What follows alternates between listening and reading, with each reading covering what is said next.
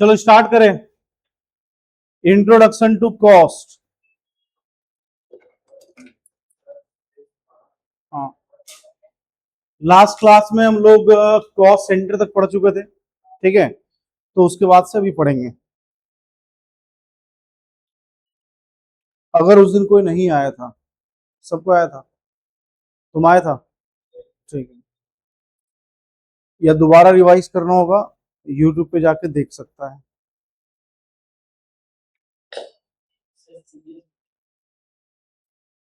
चलो ठीक है, देखो हम लोग कॉस्ट सेंटर तक पढ़ लिए थे, है ना। तो कॉस्ट सेंटर तक में हम लोग क्या पढ़ रहे थे? पहले तो कॉस्ट अकाउंटिंग है क्या, ये पढ़ लिए थे। Actual cost, notional cost, definition of cost, ठीक है, कॉस्टिंग, कॉस्ट अकाउंटेंसी, ये सब कुछ हम लोग पढ़ लिए थे, ठीक है। कॉस्ट सेंटर, अब यहां से हम लोग को आज से स्टार्ट करना है। ये 10 पेज हम लोग लास्ट क्लास में पढ़े थे कॉस्ट सेंटर तक। अभी 11 से लेके लास्ट तक हम लोग पढ़ेंगे, जब तक खत्म ना हो जाए तब तक चलता रहेगा, कोई उठ के जाएगा नहीं। भूख भूख लग रहा है, पानी प्यास लग रहा है, सब कुछ रोक के रखेगा। अच्छा, हाँ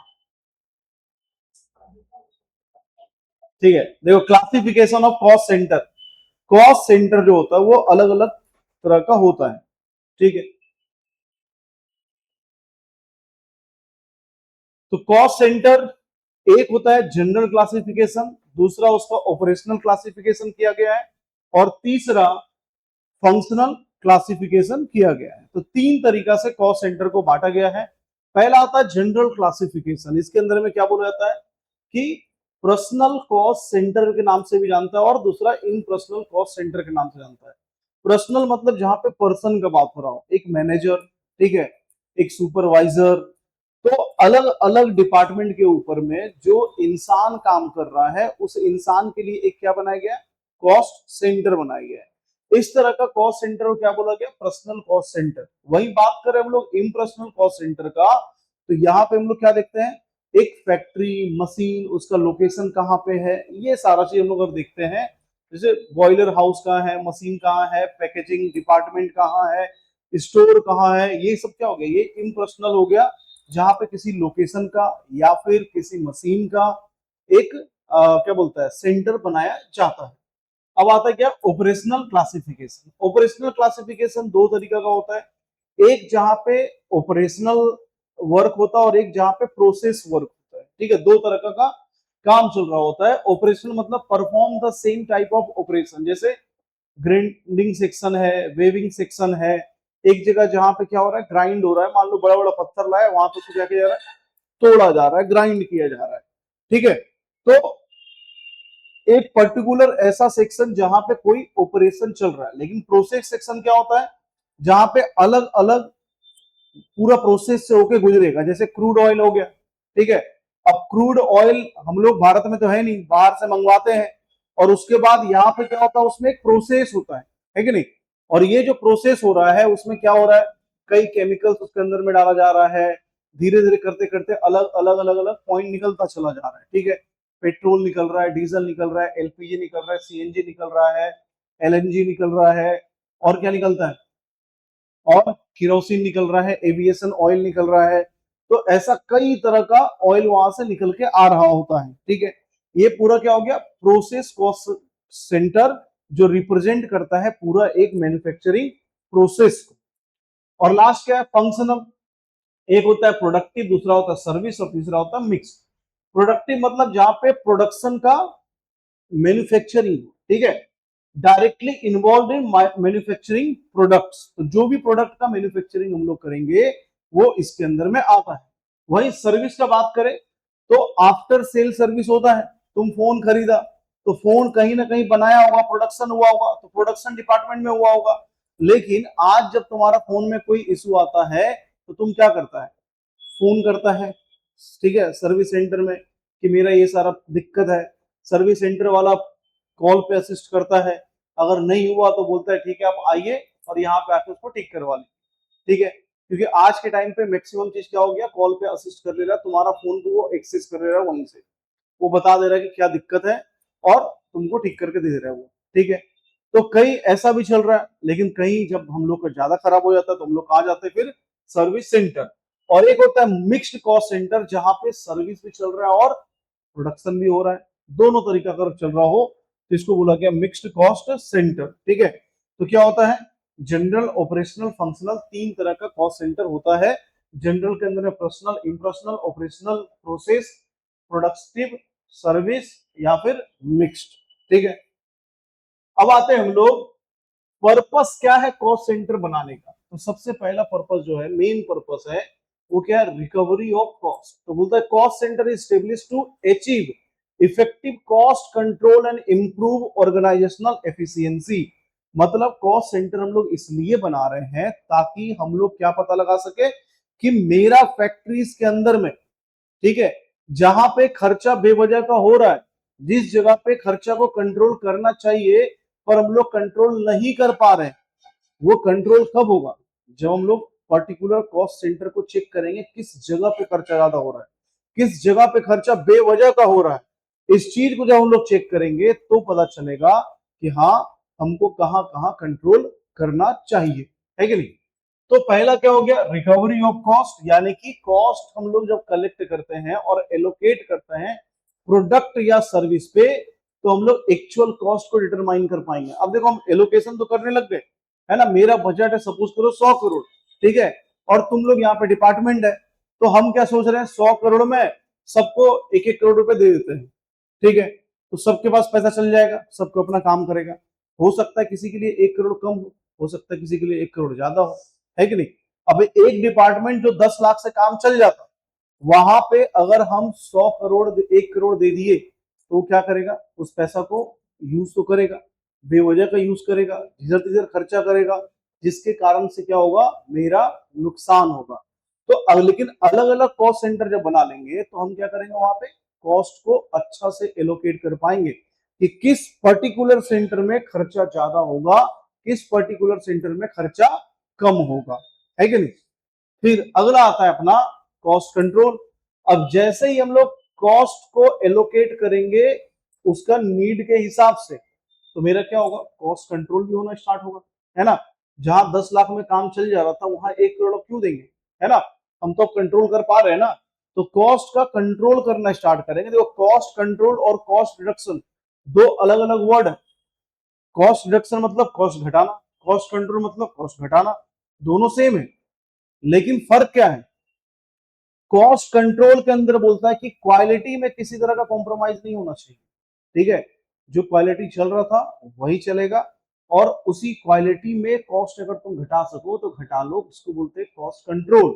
लेकिन कॉस्ट रिडक्शन कहां से हो सकता है, कॉस्ट रिडक्शन हो सकता है एम्प्लॉय हम लोग कम कर लिए, ठीक है, मशीन एक बेवजह का चलता था उसको चलाना बंद कर दिए, एक मशीन पे लोड ज्यादा दे दिए, ठीक है।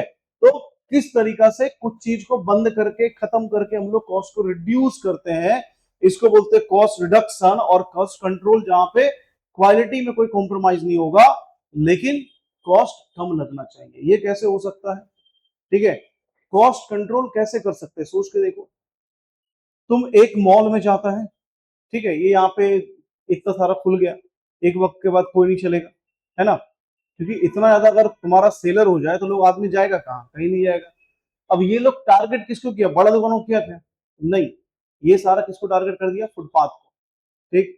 अब आदमी जाता था फुटपाथ पे 150 में कपड़ा खरीदता था, ये 150 में बेच रहा है ये, तो जो फुटपाथ पे खरीदने वाला लोग था 150 में, अब वो क्या सोचेगा, तो भाई क्यों फुटपाथ से खरीदे, हम जाएंगे शॉपिंग कॉम्प्लेक्स से 150 में खरीद के लेके आएंगे, और बोल भी पाएंगे यार फुटपाथ पर पहनना छोड़ दिया, वो मॉल के पहनते हैं, है कि नहीं। पर 150 का ही पहन रहे हैं, है ना। ये वाला मेरा 300 का है, ठीक, वही सेम 300 का टी शर्ट फुटपाथ पे भी मिल रहा होता है, ठीक, और क्वालिटी में फर्क दिख जाता है फुटपाथ वाला और इधर वाला, ठीक है। तो ये डिफरेंस क्यों आ रहा है, क्योंकि यहाँ पे ये लोग क्या कर रहा है, बल्क में प्रोडक्ट बना रहा है, ये लोग को कॉस्ट इतना कम लग रहा है बल्क के कारण से कि वो सस्ता बेच पा रहा है कि नहीं। और फुटपाथ वाला क्या है, वो कहीं और से खरीद के लेके आ रहा है किलो का भाव में, और फिर वो तुमको बेच रहा है, उस पर क्लीनिंग का खर्चा कर रहा है। तुमको पता है कपड़ा कैसे फुटपाथ वाला होता है, ठीक है, कोलकाता में मंडी चलता है, मंडी, ठीक, और वहां पे ऐसा जाता है आदमी किलो के भाव से कपड़ा खरीदता है, और वो कपड़ा कहीं गंदा रहता है, खून लगा हुआ, एक्सीडेंट में मर गया आदमी, तो कपड़ा क्या होगा, ठीक थोड़ी देगा, तो वो उसके अंदर डाल दिया जाता है, ठीक है। तो जूता हो गया, ऐसा कई चीज, ठीक, वो सारा ऐसे उठाता है, तोलता है, तुमको दे दिया, अब तुम उसको क्लीनिंग करवाओ, ठीक है, साफ करवाओ, आयरन करवाओ और बेच दो, कहानी खत्म है। तो इस ढंग से चल रहा होता है, ठीक है। अब कई बार देखना, सरोजनी मार्केट सुना है दिल्ली का, है ना, उसके ऊपर में एक पॉडकास्ट देखे, बड़ा डेंजर था। उसके अंदर में वो बोला क्या कि इतना ब्रांडेड कपड़ा उधर सस्ता कैसे मिल जा रहा है, ठीक है। बोला एक्सीडेंट जैसे भारत में हो रहा है, तो भारत में एक्सीडेंट हो रहा है, यहाँ का लोग क्या नॉर्मल कपड़ा पहन रहा होता है, ठीक। तो वो कपड़ा क्या हो गया, फुटपाथ पे बिक जा रहा है 150-200 का, ठीक है। अब विदेश में भी तो एक्सीडेंट हो रहा है ना, वहां भी तो लोग मरता है, तो उसका कपड़ा क्या होगा, और वो लोग ब्रांडेड कपड़ा पहन के रख रहा होता है, ठीक है। वो कपड़ा कहाँ आ गया, सरोजनी मार्केट में, वहां से लोग खरीद रहा है, खुश है, जिंदगी जी रहा है। पर कहीं ना कहीं वो कपड़ा गलत तरीका से ही पहुंचता है, ठीक है। मर गया, एक्सीडेंट हो गया, या कोई डोनेट कर दिया, ऐसा चलता है। कपड़ा का डोनेशन भी चलता है, भारत में नहीं चलता है पर उधर चलता है। यहाँ भी तुम लोग डोनेशन करता होगा कपड़ा का, कभी भिखारी कोई आ गया, है ना, कपड़ा दे देते हम लोग, है तो कपड़ा का डोनेशन है। कभी तुम गया है वो एक बार जब कार्तिक पूर्णिमा से आता है, तो मेजी नदी में सब लोग नहाने के लिए जाता है सुबह सुबह, वहां पे देखता है इतना लोग बैठा हुआ रहता है, और उन लोग के पास कितना कितना कपड़ा जमा हो जाता है। लोग क्या करता है, अपना पुराना जो भी कपड़ा है वो लोग को डिस्ट्रीब्यूट कर देता है ना। तो वहां पे कपड़ा पूरा भरा पड़ा हुआ रहता है वो लोग के पास। अब क्या उतना कपड़ा वो पहनेगा, है ना, एक दिन जाएगा वो बेच के निकल जाएगा, ठीक है। तो तुम्हारा ही पुराना कपड़ा एक दिन तुम ही खरीद के लेके आ जाएगा, ठीक है। देखो, आइडेंटिफिकेशन ऑफ वीक एरियाज, क्योंकि हम लोग कॉस्ट सेंटर बनाए हैं तो मेरा वीक एरियाज पता चल पाएगा कि कौन सा सेक्शन मेरा सबसे कमजोर है। हम लोग ऐसा अपना पढ़ाई के साथ भी तो करता होगा कुछ लोग, ठीक है, कि हम लोग क्या करते हैं, एक लिस्ट बना लेते हैं कौन सा मेरा स्ट्रॉन्गेस्ट पॉइंट है और कौन सा मेरा वीकेस्ट पॉइंट है। तो वीक एरिया को आइडेंटिफाई करना सबसे इंपॉर्टेंट होता है। सबसे बड़ा तकलीफ स्टूडेंट की जिंदगी में क्या है पता है, मान लो ये बिल ऑफ एक्सचेंज अभी हम लोग पढ़े ना, ठीक। अब इसमें से तुमको एक टॉपिक नहीं आया, ठीक, तुम्हारे माइंड में क्या चल रहा होता है, बिल ऑफ एक्सचेंज हमको नहीं आता है, तुम एक टॉपिक का बात नहीं कर रहा है, ठीक है। तुम जिस दिन वो टॉपिक वाइज बांट लेगा, जिस दिन तुम भी अपना पढ़ाई का एक छोटा छोटा सेंटर बना लेगा, उस दिन तुम्हारा पढ़ाई अच्छा हो जाएगा, एकदम सीधा सा बात है, ठीक है। हम लोग कलेक्टिवली इतना मोटा बुक देख रहे होते हैं, इतना में बहुत कुछ नहीं आता है, और क्या आता है उसको निकाल नहीं पा रहे हैं। हर चैप्टर में एक दो टॉपिक ही हार्ड होता है जो नहीं आता है, उस चक्कर में अगर हम बोल दे पूरा चैप्टर ही नहीं आता है, तब तो फिर तुम कभी पढ़ ही नहीं पाएगा, कभी ठीक ही नहीं हो पाएगा, है ना। तो वीक एरिया तुमको आइडेंटिफाई करना पड़ेगा, और जो अच्छा मार्क्स लेके आता है वो ये चीज को सबसे अच्छा से करता है, ठीक है। अपना वीक एरिया को निकालना, अपना स्ट्रेंथ एरिया को निकालना, ये सबसे इंपॉर्टेंट जिंदगी का भाग है तुम्हारा।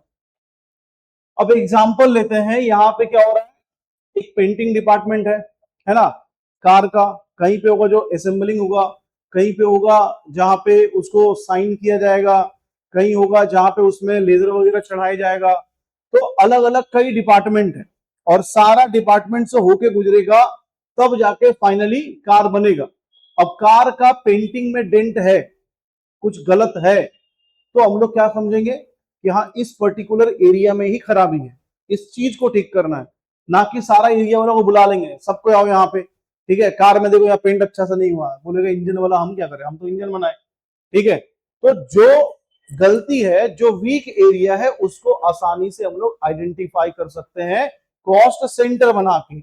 यानी कि कॉस्ट सेंटर में हम लोग क्या करते हैं, कलेक्ट करते हैं कॉस्ट यानी कि डेटा, फिर उसको कंट्रोल करना और फिर इंप्रूव करना है अपना एफिशिएंसी को, क्योंकि कॉस्ट सेंटर अगर तुम्हारा इफेक्टिव तरीका से काम करेगा तो तुम्हारा कंपनी बहुत एफिशिएंट होके कमाएगा भी और आगे भी बढ़ेगा, ठीक है। अब आते हैं हम लोग कॉस्ट यूनिट। देखो, कॉस्ट यूनिट हम लोग पढ़े हुए, ऐसा यूनिट पढ़ा तुम लोग बचपन में, ठीक है, क्या पढ़ा, केजी, मीटर, ये वो पढ़ा था ना। तो वही तो है यहाँ पे कॉस्ट यूनिट में। मान लो सीमेंट, सीमेंट कैसे बिकता है, ग्राम में बिकता है क्या, है ना, बोरा में बिकता है, एक एक टन का बोरा आता है ना, तो पर टन हो गया। वही बात करें शुगर, शुगर कैसा बिकता है, पर क्विंटल, है ना, मतलब फैक्ट्री के हिसाब से देखो, और हम लोग क्या खरीदते हैं, पर केजी, ठीक। फिर आता पेपर, पेपर कैसे बिकता है, पर रिम, रिम क्या होता है, एक बड़ा सा ऐसा गोला होता है, ठीक है, उसमें पेपर ऐसा लपेटा हुआ रहता है, ठीक। अब वहां से पेपर निकाला जाता है और कंपनी अपने हिसाब से कॉपी बुक जो बनाना होता है बनाता है, ठीक है। तो वो होता है पर रेम होता है। पेंट क्या होता है, पर लीटर आता है। और अगर कार वार खरीदना है तो पर व्हीकल पर यूनिट, ऐसा हम लोग लेके चल रहे होते हैं, ठीक है। तो मीनिंग क्या है, cost unit is the unit of product और services for which cost is measured. किस चीज के लिए कॉस्ट हम लोग मेजर करें, एक टन बनाने में कितना सीमेंट, एक टन सीमेंट बनाने में कितना रुपया लगा, है ना, ये तो मेजरमेंट का तरीका होगा, ठीक है। It is the quantitative unit use to express the cost of product और सर्विस, यानी कि कॉस्ट बनाना, प्रोडक्ट बनाने में जितना भी खर्चा हुआ पर यूनिट में निकालना, इसी कॉस्ट यूनिट के थ्रू निकाल सकते हैं। Small unit big meaning in cost accounting, ठीक है।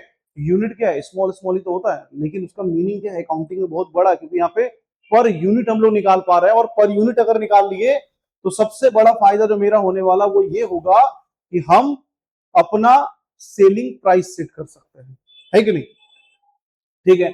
और डेफिनेशन सीमा क्या देकर रखा हुआ है, तो बोलता है cost unit is the unit of product और service in relation to which cost are ascertained, यानी कि कॉस्ट निकालने के लिए पर यूनिट का करना बहुत ज्यादा जरूरी है। और पर यूनिट किस ढंग से होगा, तो ये तरीका है पर यूनिट बनाने का। कॉस्ट सेंटर में क्या दिखाया, वेयर कॉस्ट इज कलेक्टेड, और कॉस्ट यूनिट क्या दिखाया, on what cost is measured, किसके ऊपर में कॉस्ट मेजर करना, तो पर यूनिट के ऊपर करना है, ठीक है। अब आते हैं हम लोग टाइप ऑफ कॉस्ट यूनिट, दो तरह का होता है, एक को बोला गया क्या सिंगल कॉस्ट यूनिट, और एक को क्या बोला गया कॉम्पोजिट कॉस्ट यूनिट, ठीक है। सिंपल मतलब पर टन, किलोग्राम, पर लीटर, पर मीटर, ठीक है। तो यहाँ पे एक ही नाप हो रहा है, कपड़ा नापेगा तो क्या होगा पर मीटर नापेगा, ठीक है। सामान नापेगा तो क्या होगा पर किलोग्राम नापेगा।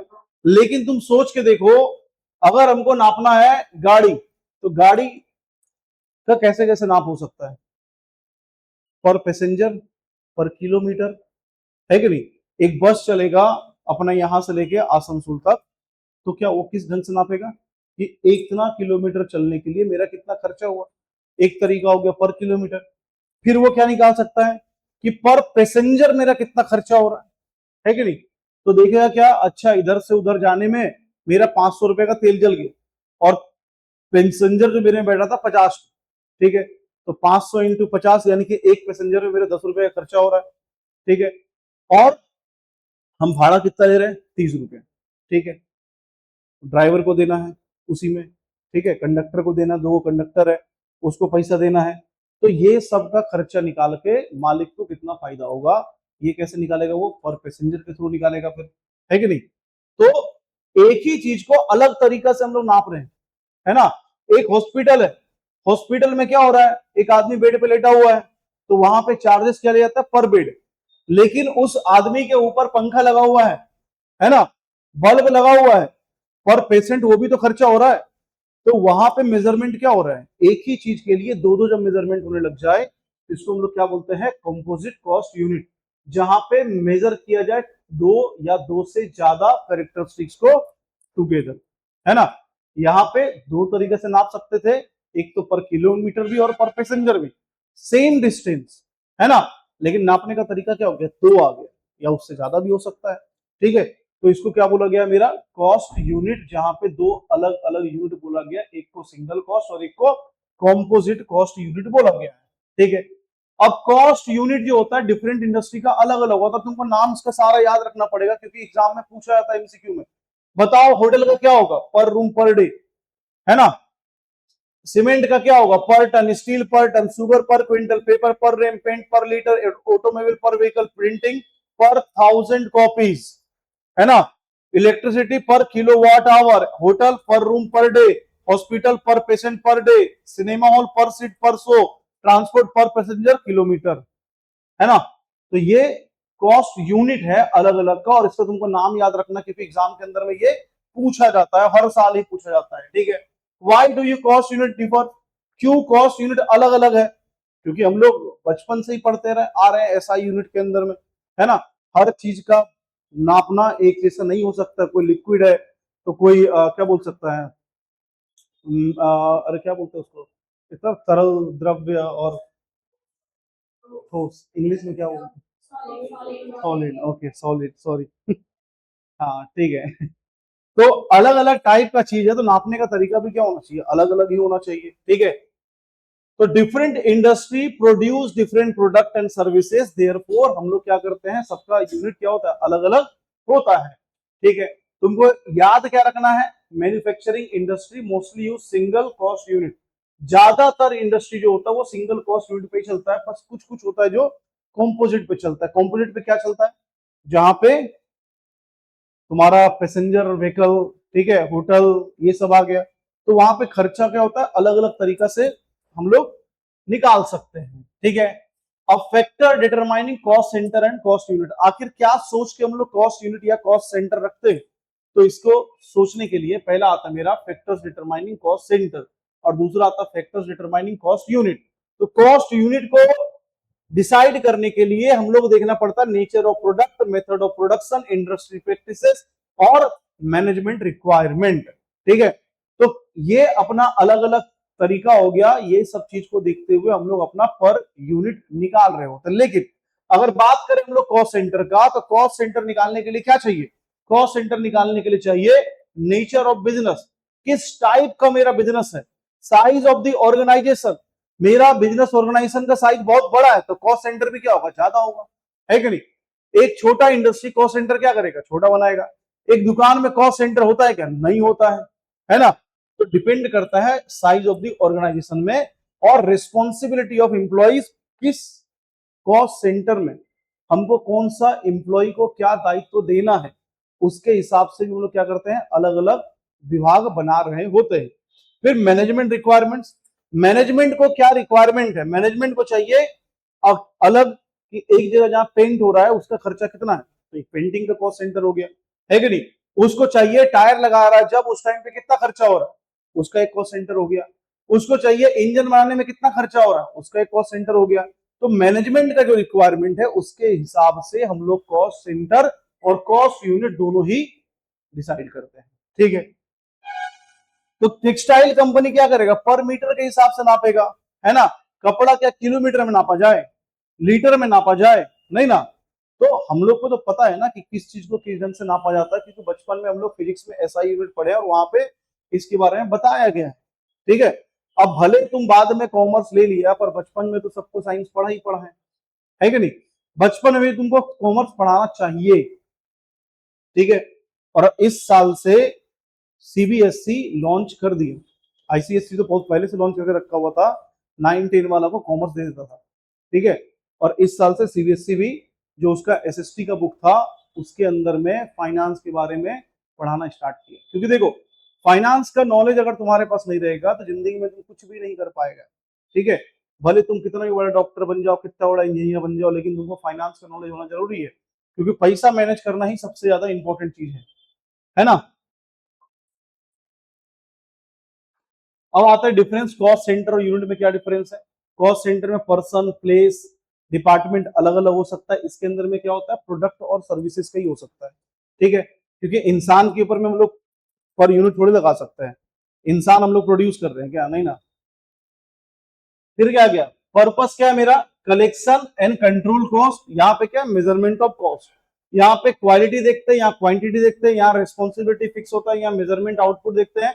ये असेंबली डिपार्टमेंट है और यहाँ पे कार बन के तैयार हो गया पर यूनिट में, है ना। इधर में कार असेंबल हो रहा है कॉस्ट सेंटर में, और ये पर यूनिट में कार बन के निकल चुका है, ठीक है ना।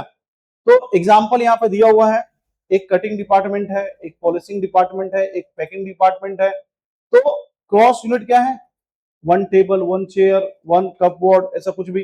तो फर्नीचर फैक्ट्री है, तो वहां जो जो बन के निकलेगा, ठीक है, एक चेयर बन के तैयार हो गया, एक चेयर लो, ठीक है, तो पर चेयर एक यूनिट चेयर बन गया, है ना। डिफरेंस यहां पे ये है कि कॉस्ट सेंटर हमको बताता है कि कहां कॉस्ट खर्चा हुआ, और कॉस्ट यूनिट बताता है कि किस यूनिट पे कितना खर्चा हुआ, है ना, ठीक है। ऑब्जेक्टिव ऑफ कॉस्ट अकाउंटिंग क्या है, ऑब्जेक्टिव है सबसे पहला असर्टेनमेंट ऑफ कॉस्ट, यानी कि कॉस्ट पता करना, हम जो भी खर्चा कर रहे हैं, जहां भी खर्चा कर रहे हैं, टोटल कितना खर्चा हुआ ये पता चल सकता है कॉस्ट अकाउंटिंग के थ्रू। कॉस्ट को कंट्रोल करना, यानी कि जो भी हम लोग खर्चा किए, कहीं ऐसा तो नहीं कि वो खर्चा कुछ ज्यादा हो रहा है, वहां पे खर्चा नहीं होना चाहिए था फिर भी हो रहा है, तो इसको कंट्रोल करना सिखाता है यही कॉस्ट अकाउंटिंग। फिर क्या है, कॉस्ट रिडक्शन। कॉस्ट रिडक्शन क्या बोले थे हम लोग, जहां पे इंसान या फिर कोई चीज को हटा के कॉस्ट रिड्यूस किया जाता है, क्योंकि हमको इतना लेबर की जरूरत नहीं है फिर भी हम रखे हुए, क्यों रखे बताओ, है ना। सपोज करो एक फैक्ट्री है जहां पे 10 लेबर से काम चल जाए, वहां पे 30 लेबर है, क्यों रखा हुआ लेबर को, बेवजह का। ठीक है, सोशल सर्विस कर रहे हैं, सोशल सर्विस कर रहे हैं, तो फिर उस टाइम में क्या होगा, तुम्हारा कंपनी का बेड़ा गर्क हो जाएगा, है ना। तो उस सिचुएशन में तुमको अपना कॉस्ट को रिड्यूस भी करना है। फिर फिक्सेशन ऑफ सेलिंग प्राइस, जब तक कॉस्ट प्राइस नहीं निकलेगा तब तक हम लोग सेलिंग प्राइस भी नहीं निकाल सकते हैं। फिर डिसीजन लेना किस चीज के ऊपर में, कि कितना हम लोग मार्जिन रखे प्रॉफिट का, किस यूनिट को कितना कॉस्ट में हम लोग बनाए, किस जगह पे कितना खर्चा करना है और उससे कितना आउटपुट निकल सकता है, ये सब कुछ हम लोग डिसीजन मेकिंग के अंदर में देखते हैं। प्रॉफिट का प्लानिंग करना, प्रॉफिट प्लान कैसे किया जाता है, दो तरीका से, या तो सेलिंग प्राइस बढ़ा दो या तो कॉस्ट प्राइस घटा दो, है ना। और कॉस्ट प्राइस घटा के अगर तुम प्रॉफिट कमा लिया वो ज्यादा बेहतर है, जबकि तुम सेलिंग प्राइस बढ़ाएगा तो हो सकता है तुम्हारा कंज्यूमर इधर उधर हो जाएगा, लेकिन कॉस्ट प्राइस अगर घटा लो तो मार्जिन अपने आप क्या होगा, धीरे धीरे बढ़ जाएगा, है कि नहीं। फिर क्या आता है, परफॉर्मेंस इवेल्युएशन। हम लोग अलग अलग कॉस्ट सेंटर के हिसाब से देखते हैं परफॉर्मेंस कैसा चल रहा है, जहां पर जितना खर्चा दिए थे क्या वो सही ढंग से खर्चा किया, जितना हम सोचे थे क्या उतना ही हम पाए हैं, है ना। तो हम सोच के रखे थे जितना रुपए खर्चा होगा, 10,000 खर्चा हुआ, क्या 10,000 ही खर्चा हुआ या ज्यादा हुआ या कम हुआ, ये सारा चीज का इवेल्युएशन कर पाते हैं इसी कॉस्ट अकाउंटिंग के थ्रू। अगला तुम्हारा क्या है, फीचर्स। फीचर पहला क्या है, ये साइंटिफिक सिस्टम है, ठीक है। तो देखो साइंस हर जगह पे घुसा ही घुसा है, ऐसा नहीं कि साइंस हम लोग पीछे छुड़ा लिए। क्यों साइंस हर जगह पे है, क्योंकि कहीं पे भी एक्सपेरिमेंट होगा तो वो क्या हो जाएगा, साइंटिफिक फीचर हो गया, क्योंकि एक्सपेरिमेंट ही दिखाता है साइंस। क्या एक्सपेरिमेंट बिजनेस के अंदर नहीं होता है, चलता ही है। प्लान ए प्लान बी इतना सारा बना के रखा हुआ है, प्लान ए सक्सेस नहीं हुआ तो प्लान बी सोचेंगे, ये एम्प्लॉय को इस जगह पे काम लगाता है, अच्छा सा नहीं करेगा दूसरा एम्प्लॉय को देंगे। तो उस टाइम पे उस एम्प्लॉय के साथ क्या चल रहा था, एक्सपेरिमेंट चल रहा था, है ना। तो साइंटिफिक सिस्टम क्यों बोला गया, cost accounting follow the systematic and scientific procedure for recording and analysing cost. एक पूरा डिटेल्ड प्रोसीजर जैसा बोला गया है रूल एंड रेगुलेशन के हिसाब से, और जहां रूल रेगुलेशन थ्योरी प्रिंसिपल आ गया वही तो है साइंस। फिर डिटेल्ड कॉस्ट इंफॉर्मेशन, कोई भी चीज का कॉस्ट का इंफॉर्मेशन निकालना होगा आसानी से हम लोग निकाल सकते हैं और बहुत डिटेल्ड में निकाल सकते हैं कि हर एक चीज पे कितना खर्चा हुआ, ये बेंच बनाने में कितना कील लगा, कील पे कितना खर्चा हुआ, पेंट लगा, पेंट पे कितना खर्चा हुआ, लकड़ी पे कितना खर्चा हुआ, और मेरा खर्चा लेबर पे कितना हुआ, ये सब कुछ निकाल सकते हैं इसी कॉस्ट अकाउंटिंग के थ्रू। फिर क्या, कॉस्ट का कंट्रोल करना, decision making tool, department wise analyse करना और कंपैरिजन ऑफ कॉस्ट करना कि पिछले साल जो खर्चा हुआ था वो इस साल क्या खर्चा है, पिछले बार जब बनाए थे तो उसमें खर्चा कम लगा था, इस पर ज्यादा लग गया, क्यों, मशीन धीरे धीरे डिप्रिसिएट हो रहा है, एफिशिएंसी घटता चला जा रहा है, तो क्या होगा, मेरा कॉस्टिंग धीरे धीरे बढ़ता चला जाएगा। अब नया मशीन लेके आ जाए तो हम सोचे नया मशीन लेके आ जाते हैं, नया मशीन लाने का खर्चा एक्स्ट्रा है ना, तो मेरा खर्चा और बढ़ जाएगा। तो हर एक चीज सोचना पड़ेगा और उसके हिसाब से हम लोग डिसीजन लेते हैं, ठीक है। फिर आता क्या है, तुम्हारा एफिशिएंसी बढ़ जाता है अगर तुम आइडेंटिफाई कर लो अपना वेस्टेज को और इंक्रीज कर लो अपना प्रोडक्टिविटी को। एडवांटेज क्या है, helps in cost control, help increase profit, assist in pricing decision, prevent wastage, support budget preparation, improve efficiency, assist management. अब इसमें नया तुम्हारे लिए क्या है, असिस्ट इन प्राइसिंग डिसीजन, यानी कि प्राइस सेट करना, सेलिंग प्राइस सेट करना, ये बोला जा रहा है। प्रिवेंट वेस्टेज, किसी भी तरह का अगर वेस्टेज हो रहा है उसको रोकना, उसको कंट्रोल करना। सपोर्ट बजट प्रिपरेशन, देखो कभी भी हम लोग ऐसे ही नहीं उतर जाते हैं मार्केट के अंदर, पहले बजट बनाना पड़ता है ना।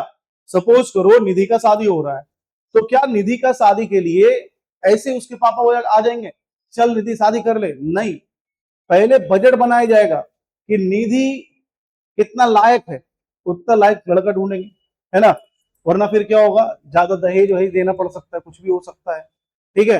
तो अब लड़का ढूंढना स्टार्ट हुआ, लड़का पे बोली लगाया जाएगा, 20 लाख का लड़का लाएंगे, 10 लाख का लड़का खरीदेंगे, तो लड़का खरीदा ही ना जा रहा है कि नहीं, तो लड़का खरीदा जा रहा है। अब फिर बाद में लड़का लोग बोलता है बीवी सता रही है, खरीद के लिए तो कैसे भी इस्तेमाल कर सकती है, सीधा सा बात है ना। तो पैसे तुमको पहले मिल गया ना, तो अब जैसा चाहे वैसा रगड़ेगी वो, उसका इच्छा। हाँ नहीं, फिर तो म्यूचुअल, ना तुम दिया ना वो दिया, साथ रहो, जिंदगी बिताओ अच्छा से। और पैसा लेके अगर दे के तुमको खरीदी है लड़की, तो फिर तुम तो रगड़ाएगा बाबू। हाँ, हम नहीं रगड़ाएंगे, न लिए न दिए, बात खत्म। ठीक है, चलो देखो, असिस्ट मैनेजमेंट, यानी कि यहाँ पे क्या हो रहा है, अच्छा बजट क्यों हम लोग बना रहे होते हैं, क्योंकि हम लोग को ये चेक करना होता है कि मेरे पास कितना पैसा है ना, उसके हिसाब से तो हम आगे बढ़ेंगे। मेरे पास पैसा है मिला के 10 लाख रुपया, हम 30 लाख रुपए का शादी कर पाएंगे क्या? नहीं कर सकते ना। ठीक है, हो ही सकता है ना, खर्चा इतना सारा खर्चा है, अलग अलग जगह पे जाना है, इतना लोग को खिलाना है। ठीक है, तो ये सब में जो खर्चा हो रहा है, इसमें क्या लगता है, 20-30 लाख तो आज के टाइम पे लग ही जाता है, नॉर्मल है। ठीक है, मेरा लड़का का शादी होने के बावजूद 22 लाख रुपए खर्चा हो गया, तो जो लड़की वाला कितना खर्चा हुआ होगा, है ना। तो इतना खर्चा कैसे हो जा रहा है, महंगाई भी तो है, तो बजट बनाना पड़ेगा ना। हम लोग बजट रखे थे 20 लाख, हो गया 22 लाख, 2 लाख रुपए एक्स्ट्रा चला गया। तो बजट यानी कि क्या हो गया, हम लोग का बजट से ज्यादा गया। पर बजट कैसे बना पाए हम लोग, ये भी तो सोचना पड़ेगा। हिस्टोरिकल डेटा से, हिस्टोरिकल डेटा कहाँ से आया, इधर उधर से पूछे, है ना, कि कितना शादी में खर्चा हो जाता है, ये बोला इसमें इतना खर्चा होगा, उतना खर्चा होगा। तो सारा जगह से डेटा लेके कलेक्ट करके उसके बाद क्या बनाया हम लोग, बजट। और ये डेटा जो बताया वो कॉस्ट ही तो बता रहा है ना। तो कॉस्टिंग सपोर्ट करता है किस चीज में, बजट का प्रिपरेशन के लिए। फिर आता है असिस्ट मैनेजमेंट। तो मैनेजमेंट को ये पता होना चाहिए कि मेरे पास कितना पैसा है, तो कहाँ लगाना है, कहाँ बचाना है, कहाँ एक्स्ट्रा पैसा इनफोर्स करना है, ये सब कुछ मैनेजमेंट का काम है, और ये करना होता है, यही एडवांटेज है कॉस्ट अकाउंटिंग का। लिमिटेशन क्या है, बहुत एक्सपेंसिव सिस्टम है ना। एक कॉस्ट अकाउंटेंट को बिठाना पड़ेगा, पूरा एक डिपार्टमेंट होगा कॉस्ट अकाउंटेंट का, जो बैठ के यही काम कर रहा होगा और अच्छा खासा सैलरी ले रहा होगा। ठीक है, कॉम्प्लेक्सिटी ये सब लोग नहीं कर सकता है ना। हम लोग सीखे थे कि बुक कीपिंग और अकाउंटिंग, यहाँ बुक कीपिंग वगैरह कुछ नहीं चलता, यहाँ स्टार्ट ही होता है लोग हार्ड से। ठीक है, यहाँ पे कॉस्ट का कोई बुक कीपिंग नहीं होता, यहाँ पे डायरेक्ट एनालिसिस चलना स्टार्ट होता है। तो ये क्या तुम्हारा कॉम्प्लेक्स है। ठीक है, तो अकाउंट्स का डिपार्टमेंट कोई बीकॉम पास लड़का भी कर सकता है, 12 पास लड़का भी कर सकता है, टैली सीख ले कर लेगा। और कॉस्टिंग डिपार्टमेंट ने कहीं जॉब सुना है, आज तक कभी सुना नहीं, सुना होगा, क्यों, क्योंकि सबका बस का बात नहीं है। उसके लिए तुमको क्वालिफिकेशन चाहिए, तब तुम कर सकता है, तुम्हारे अंदर में मैनेजरियल स्किल चाहिए, तब तुम कॉस्ट अकाउंटिंग डिपार्टमेंट में जा सकता है। तो कॉस्ट अकाउंटिंग डिपार्टमेंट में जाने के लिए हाईली क्वालिफाइड होना जरूरी है। ठीक है, जबकि अकाउंटिंग डिपार्टमेंट में चल जाता है। ठीक है, हाँ, अब बोलेगा कॉस्ट अकाउंटिंग डिपार्टमेंट भी हो सकता है एक प्यून जा जाके सबसे कागज लेके आ जाए, तो आदमी तो होगा ही वहां पे, डेटा कलेक्शन, तो आदमी जाएगा ना, ले कागज लेके घूम रहा है, कागज लेके घूम रहा है, मेल कर दे, एक आदमी बैठा हुआ मेल करने के लिए। तो मेल करने के लिए बैठाने के लिए क्या सीएमए को बैठाएंगे, नहीं, वहां पे कौन बैठेगा, ऐसे ही कोई चपरासी लोग बैठेगा। ठीक है, बीकॉम पास लगा लोग बैठेगा। अब आता है तुम्हारा कॉम्प्लेक्सिटी है ही है, बेस्ड ऑन एस्टिमेट, ये हमेशा 100% एक्यूरेट नहीं हो सकता। हम लोग क्या किए, बजट बनाए 20 लाख, पर खर्चा कितना हो गया, 2 लाख एक्स्ट्रा। तो ये जो 2 लाख एक्स्ट्रा खर्चा हुआ, क्या हुआ, एस्टिमेशन यहाँ पे फेल हुआ। तो चूंकि हर चीज एस्टिमेशन पे चलता है, तो कभी अच्छा भी हो सकता है और कभी बुरा भी हो सकता है। फिर नो यूनिवर्सल सिस्टम, अब पूरा दुनिया इसको अलग अलग हिसाब से चलाता है। अकाउंटिंग में क्या बोला था, यूनिवर्सल सिस्टम चलता है, पर यहाँ पे यूनिवर्सल सिस्टम नहीं चलता है। ठीक है, हर एक देश का अपना अलग अलग कहानी है। यहाँ पे कॉस्ट अकाउंटिंग करने के लिए सीएमए लॉन्च करता है सीएएस, हम लोग अकाउंटिंग स्टैंडर्ड पढ़े हैं ना, एएस। ठीक है, वो लॉन्च कौन करता है, आईसीआई, चार्टर्ड अकाउंटेंट जो होता है, आईसीआई जो है वो कर रहा है। और सीएएस कौन लॉन्च करता है, तो कॉस्ट अकाउंटिंग स्टैंडर्ड लॉन्च करता है आईसीएमआई। ठीक है, तो उसके हिसाब से भारत में चल रहा है, भारत का सिचुएशन के हिसाब से, कहीं और कुछ और हिसाब से चल रहा होगा। कॉस्ट ऑडिट भी होता है। ठीक है, तो एक अकाउंट्स का ऑडिट चल रहा है, तो एक कॉस्ट का भी ऑडिट चल रहा है। अकाउंट्स का ऑडिट कौन करेगा, सीए करेगा, कॉस्ट का ऑडिट कौन करेगा, सीएमए करेगा। तो सबको अपना अपना डिपार्टमेंट मिला हुआ है, कोई बड़ा कोई छोटा यहाँ पे कुछ नहीं है ना, बस एक हवा है कि हाँ सीए बहुत बड़ा है, सीए बहुत छोटा, कुछ नहीं है, सब बराबर है। क्यों, क्योंकि जब तुम फैक्ट्री लेवल पे जाता है, तो वहां पे सब तुमको बराबर दिखना स्टार्ट होता है। ठीक है, लेकिन क्या है कि मोहल्ला मोहल्ला में बहुत सारा सीए है ना, ठीक है, तो हम लोग क्या देखते हैं, अच्छा वो सीए बन गया, कितना बड़ा बात हो गया, घर के सामने प्लेट लगा दिया, सीए में का ऐसा कहीं नहीं देखते हम लोग। तो वो चीज मन में नहीं आता है, ठीक है, वो जुनून नहीं आता इंसान के अंदर ना, अच्छा हाँ सीए में भी कुछ होता है। लेकिन 2025 से लेके आज 2026 मिड तक में सीए से ज्यादा एडमिशन सीएमए के अंदर हुआ, सीए से ज्यादा, क्योंकि लोग अब इसके पीछे ज्यादा भागने लग गए। क्यों बताओ? क्योंकि सीए का पासिंग परसेंटेज बहुत गिर गया है ना, फाउंडेशन का बहुत गिर गया, 12-13% का हो गया, और इसका 40% के आसपास है। तो इसमें 100 में से 40 बच्चा पास हो जाता सीएमए में। पहले सीए के अंदर भी 100 में से 35 बच्चा पास होता था, आज से 3 साल पहले। लेकिन धीरे धीरे घटाते घटाते पहले 20 किया, फिर 15 किया, 12 किया, अभी पता नहीं इस बार कितना आएगा। तो ये कम करता चला जा रहा है, ठीक है, क्योंकि इसका कहना क्या, क्वालिटी स्टूडेंट ही लेना है और उसी को पार करना है, ठीक है। उसके बाद क्या है, रेसिस्टेंस फ्रॉम एम्प्लॉय, मतलब एम्प्लॉय में oppose the introduction of cost accounting. क्यों? क्योंकि अगर कॉस्ट अकाउंटेंट बैठेगा तो वो क्या करेगा, हर जगह पे देखता रहेगा कहां पे खर्चा घटाना है, कहां पे खर्चा घटाना है, कहां पे खर्चा घटाना है। एम्प्लॉय को अच्छा लगेगा? नहीं लगेगा ना। हर जगह पे वो कॉस्ट ही रिड्यूस करने में लगा हुआ है, ठीक है, तुम काम नहीं किया पैसा काट लेंगे, क्योंकि उसको क्या करना है, कॉस्ट घटाना है किसी भी हाल में, प्राइस का फिक्सेशन करना है, उस एम्प्लॉय को कितना पैसा देना है, ये सारा चीज करने में एम्प्लॉय को कभी भी पसंद नहीं आता है कॉस्ट अकाउंटिंग डिपार्टमेंट, ठीक है। उसके बाद आते हैं step necessary for installation of costing system.